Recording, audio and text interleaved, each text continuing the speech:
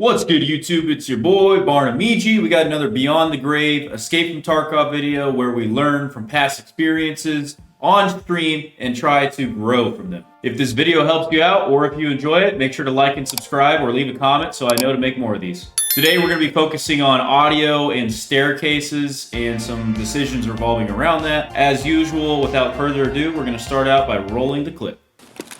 In here. Killed somebody? Was that you shooting? Yep. No, I was just shooting at him, but I think you got him with that first shot. There's another. He's dead. Double kill, double kill. There were probably more. There were Timmys, though. There were Timmys. Timmy down! Timmy down! He's got a commando. I don't remember how you do the alternate. What's the? It's like Control T, right? It's for the laser. That's what I changed mine to T. I think it's Control T by default. I shot at somebody. He's downstairs first. I'm dead. Yep. He's hit though. He's hit. Should have kept my light on.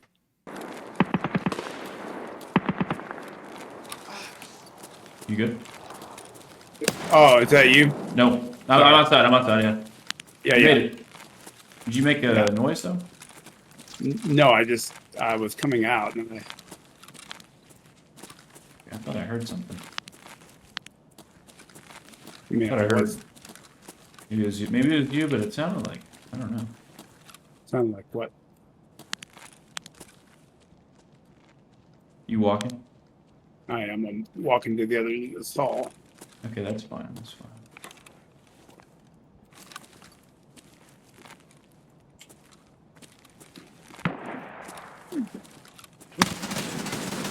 I'm dead downstairs.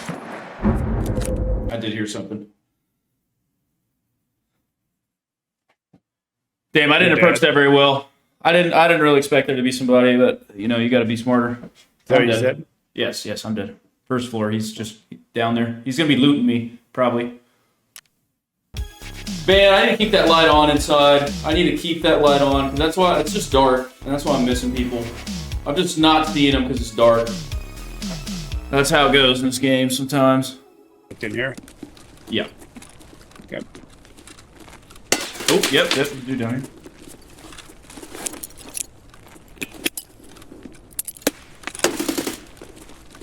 Oh, shit.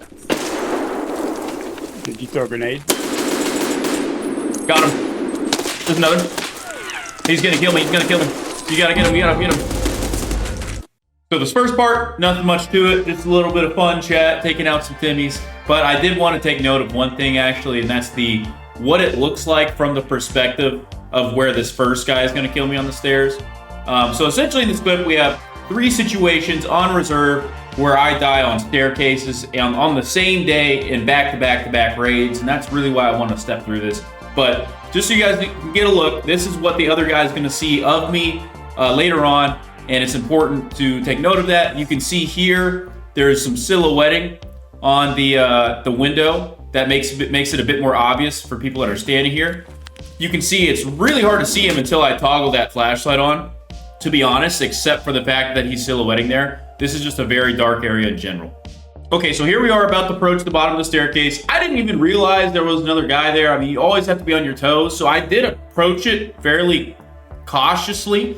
But to be honest, I'm at the point where I didn't want to have my light on because if I shine it out the windows or anything like that, it kind of gives away your position. But there's times in Tarkov where you just can't care about that. So I think one of the main takeaways from this entire video is you've got to have your flashlight on indoors and just not care about it, because even if sometimes you do get tagged out the window, I guess you can try to be careful and mindful of that, but it's too dark in here. It's too dark. I can't see anything, and that's why I'm going to die.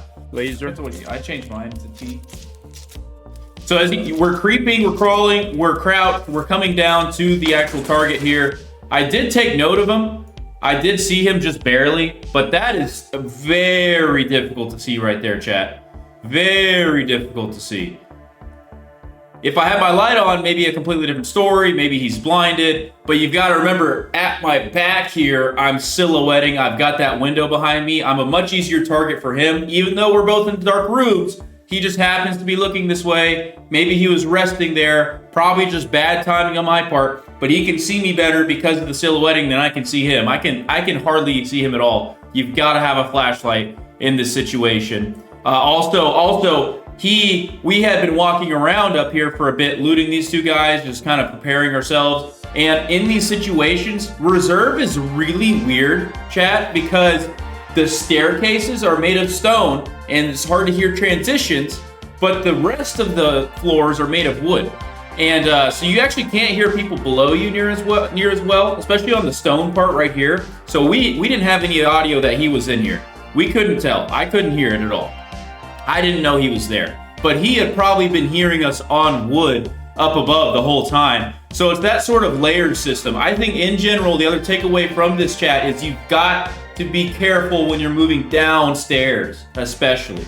When you're coming down to a new floor, you have got to be uber careful. I'm not a big fan of crouching like I did here and peeking it. I think crouching is quiet, but it can get you killed a lot. I wish I had peeked it a little quicker.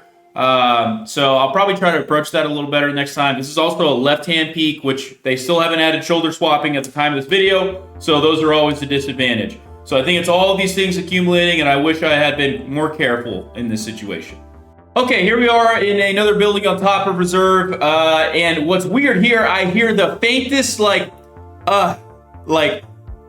I don't know, groan or something, and I still to this moment do not know if it was something in Tarkov or if it was like a VoIP thing. I also thought it was my duo for a second. Like, I was just so confused at what this sound is that you'll hear right here. Right there. Right there, ever so quietly. So that was extremely confusing. It did lead me to believe that there might be people here, so I was actually trying to clear for people, but I lost faith in that at a certain point and thought I was just losing my mind, and it ended up costing my life. In addition to all the other things we already discussed, so I won't harp on them all again. It's just to take note, though, at the end of this, it's going to be the same situations and the same issues that get us killed. I am not using my flashlight, even though I have it on here. I turned it off for some reason, and it's just dark as hell. They've got audio probably for us coming down the stairs, plus they can see this light. All those things once again, and basically he's in the corner and gets me killed. I still don't know why I turned off my flashlight. I mean, you've got to keep it on in this situation. It's a learning experience.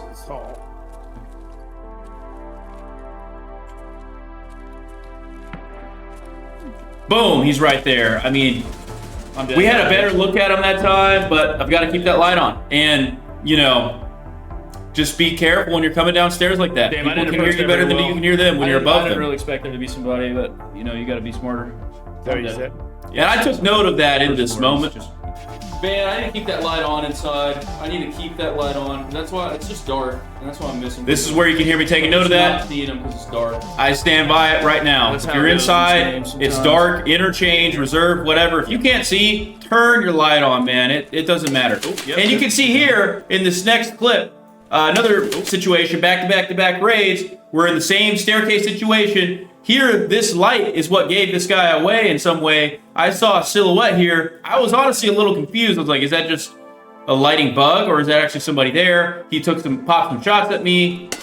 So it was pretty clear. Okay, obviously there's someone there. We put a grenade out and I got aggressive here and it ended up working out with the nade right here, giving me a window to push down. They were about to push right there. He started to push me. The nade forced him back down. I get into a better position to take him out. And look at this.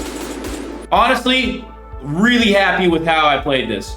Because the nade forced him down. He was in the middle of trying to come back up. He didn't know I was going to be aggressive on it. And he does not have the angle that I have in this situation.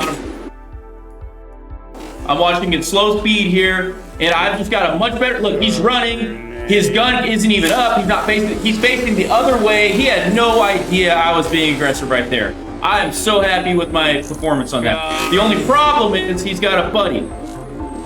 And the buddy tags me from the side, pushes, my legs are hurt. I can't move, I got a broken leg. I should have started firing right there. I wasn't sure if I was out of ammo though, but I mean, there's no other choice. I've got to start clicking instead of trying to reload there. There's no option. It's just either have ammo or die. You can't switch to a handgun even that fast. So not a lot to be said there. I'm happy with getting one. Getting two, I guess I just need another weapon. I need to have had popped a painkiller before all of this. I'm not really sure what I could have done there. If you guys have ideas in the comment of maybe what I could have done. I only had 10 round mags in the SVD, so it's partly just my low level gun that I was running where I didn't have enough bullets potentially to keep going, but I think it's worth a try. I probably didn't shoot 10 times. On the other guy, I probably shot more like 6, so even though I felt I was low, I think rather than going for the reload, you got to try something in that situation. That's my guess there. Anyway, main takeaways from this analysis are pretty much threefold. Firstly, when indoors in dark areas, leave your light on. Do not worry about it giving away your position. You cannot see without it. You've got to have it. I would have spotted many more of these people inside if I had just left it on and not cared. Again, you'll give away your position, but it's the risk you take. But you also gain the fact that you can see them and you're blinding them. When you're pointing a flashlight directly at somebody, they're blinded by it. They can't make out your figure, so it's harder for them to just aim for headshots and shoot very accurately, precisely. So that's something I'm going to try to focus on moving forward. The second thing is be very careful when moving, especially from a higher floor to a lower floor, especially on reserve, where the staircases don't make specific noises, where there's wooden floors in the middle that do make a lot more noise. Anyways, as you're pushing down, I think the angle is just better for people below. They can hear you, especially if it's a left peek. Don't just do the crouch around and hope no one's there. Like, try to peek some corners, try to force them to take some shots, and just assume that someone's there at all times when transitioning between floors. It's a very dangerous process, so I'm going to try to approach anytime I transition floors a little bit differently moving forward. And then the last thing is really just the good thing there. Push grenades. Push grenades. Be aggressive at times. I got that guy basically cold turkey because he didn't think I would push him after the nade. So sometimes being aggressive really pays off, and just continue to do that. It's not going to work out every time, but there's times to do it. Mix it in. Anyway, that is the analysis of the day. If it helps you out, again, drop a like, subscribe, comment. Let me know it helped you out and that you enjoyed the content, and we'll get more of these out to you guys. I hope you guys have a wonderful day, and we'll catch you in the next one. Peace.